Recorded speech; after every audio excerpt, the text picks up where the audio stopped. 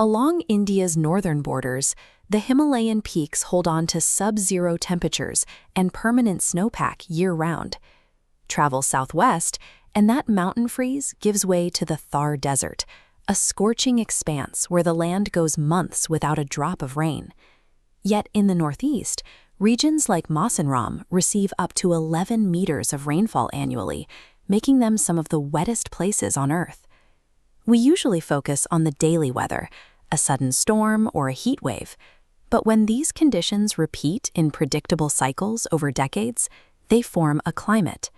India doesn't have one single climate. It is a collection of global extremes. Navigating this patchwork is what dictates the survival of over 1 billion people. For centuries, life has moved in sync with these cycles.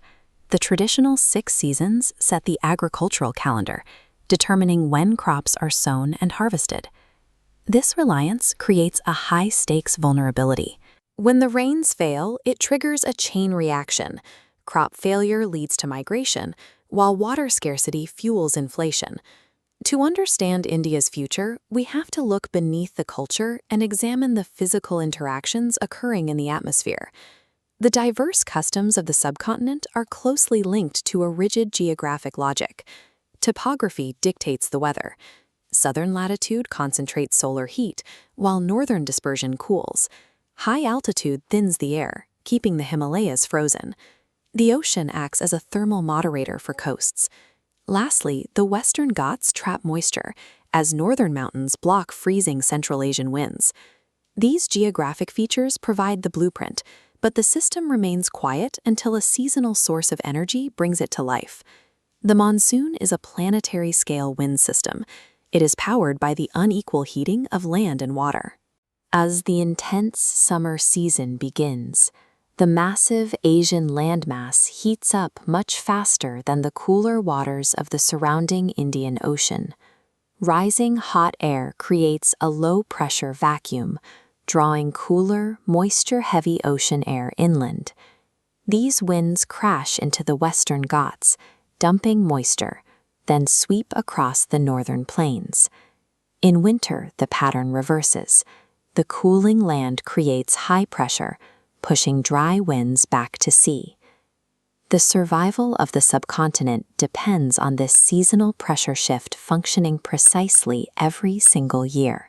And when these geographic variables interact with volatile weather, the results can be destructive.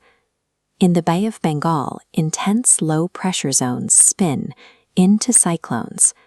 These storms hit the eastern coastline with high wind speeds and heavy rain, causing massive damage to property and infrastructure.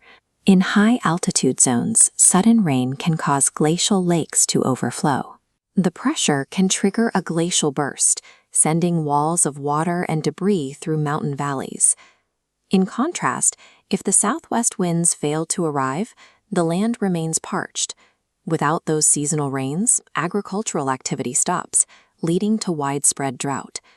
The geography that sustains the population also makes it inherently vulnerable to these extremes.